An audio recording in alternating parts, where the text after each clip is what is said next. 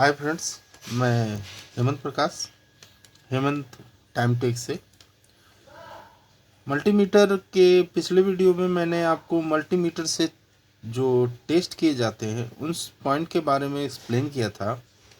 आज मैं आपके सामने कुछ इक्विपमेंट्स या स्पेयर पार्ट्स हैं, इलेक्ट्रॉनिक्स के कह सकते हैं, उनको टेस्ट करना सिखाऊंगा मल्टीमीटर की सहायता से। तो वीडियो को स्टार्ट करते हुए आगे बढ़ते हैं।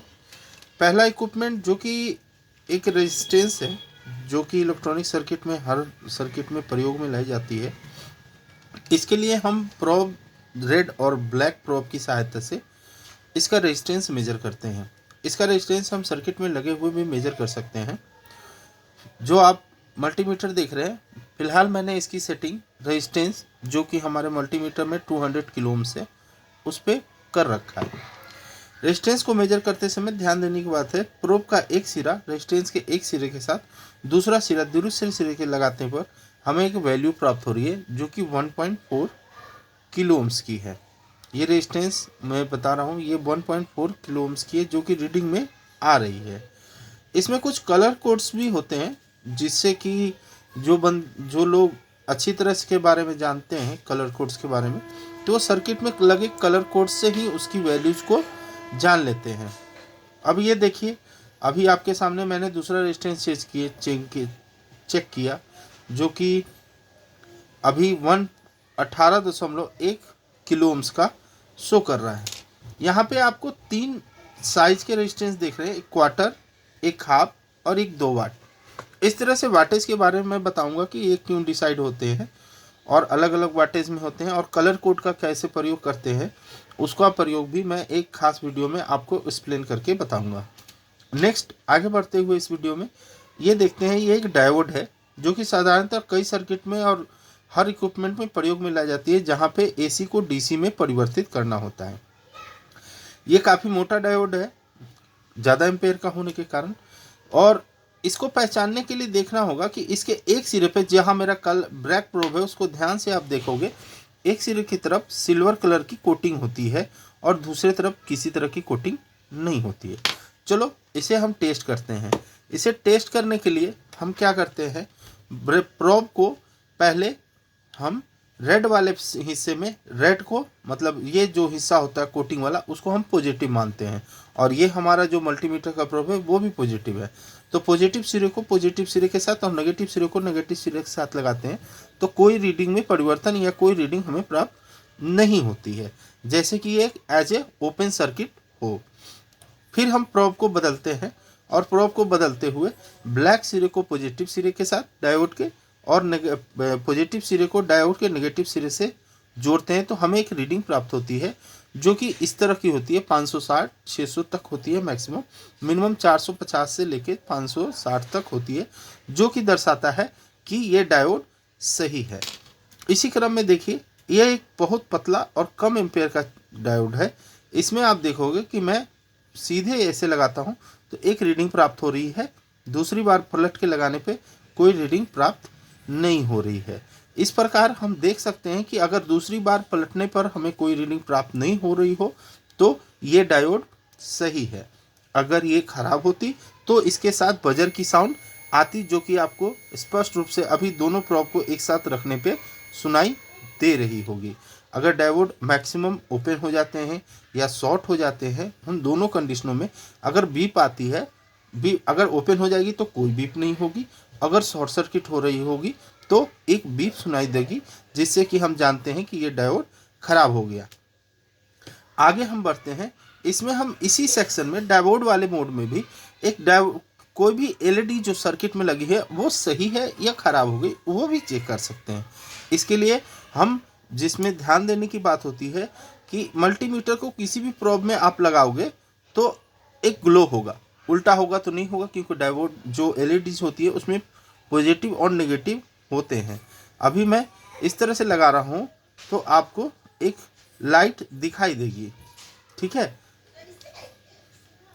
इसके लिए मैं पहले नेगेटिव को नेगेटिव सिरे के साथ जोड़ा और पॉजिटिव को पॉजिटिव सिरे के साथ, तो आपको एक रेड लाइट ग्लो होती हुई दिखाई दे रही होगी। मैं थोड़ा करीब से दिखाना चाहूँगा। आप देखें ना चाहे देखिए, ये रेड लाइट ग्लो हो रही है और मीटर में जो रीडिंग भी आती है वो कुछ रीडिंग शो करती है, ये रेड कलर की ग्लो कर रही है। दूसरे एलईडी की बात करें तो एलईडी में पहचान के लिए अगर हम देखें, एलईडी अगर नहीं है तो उसमें एक बड़ी जो लेग होगी जो छोटे दूसरे से, वो पॉजिटिव होती है और जो छोटी होती है नेगेटिव होती है। इसी को ध्यान में रख के अभी मैं दिखा रहा हूँ, ये छोटी लेग को नेगेटिव के साथ और बड़ी लेग को पॉजिटिव के साथ जोड़ने पर ये एलईडी बहुत हल्की सी ग्लो होगी। अगर ध्यान से देखें तो हल्की सी ग्लो आपको इसके अंदर शो होगी, मतलब दिखाई देती है, बहुत हल्की जलती है। ठीक है, मीटर में भी एक रीडिंग आपको बदलती हुई नजर आएगी जब ये सही तरीके से लगेगी। देखिए अभी आपको हल्की सी एलईडी में ग्लो नज़र आएगी, देखिए, है ना। सही तरीके से रखने पे एक हल्की सी ग्लो आती है, क्योंकि इसमें इतनी आउटपुट वोल्टेज नहीं होती जो कि एलटी को पूरी तरह से ग्लो करा सके। आगे बढ़ते हैं, हम इससे किसी भी डीसी इक्विपमेंट जैसे कि मोबाइल चार्जर के आउटपुट वोल्टेज को, बड़े बैटरी को, या साधारणतः घरों में प्रयोग की जाने वाली रिमोट या गाड़ियों में लगने वाली बैटरी की वोल्टेज को भी मेजर कर सकते हैं। ये 1.5 होती है, फिलहाल ये थोड़ी गड़बड़ बता रही है, 1 वोल्ट से ज़्यादा बता रही है, ये थोड़ी गड़बड़ है। दूसरी बैटरी को हम चेक करते हैं तो पाएंगे कि नेगेटिव को नेगेटिव सावधानी रखते हुए हम पॉजिटिव से जोड़ेंगे तो ये 3 वोल्ट आपको शो कर रही है। अगर इसका प्रोब हम बदल देते हैं तो ये हमें जो रीडिंग आएगी वो नेगेटिव में शो करेगी। बैटरी हमारी थोड़ी डिस्चार्ज है, इसलिए थोड़ी सी डिस्चार्ज होने के कारण वोल्टेज थोड़ा बदला हुआ दिखाई दे रहा है। मैं दूसरी बैटरी आपको दिखाना चाहूँगा।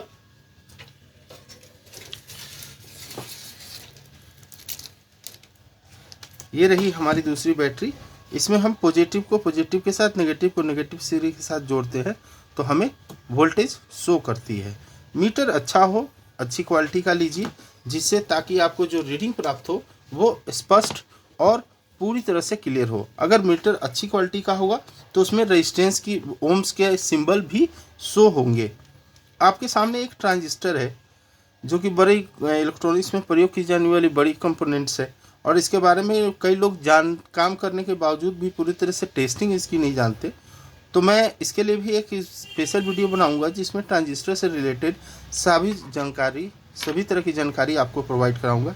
ये भी एक ट्रांजिस्टर है और छोटे छोटे भी तरह तरह के ट्रांजिस्टर होते हैं जो कि मैं आपको दिखाता हूँ।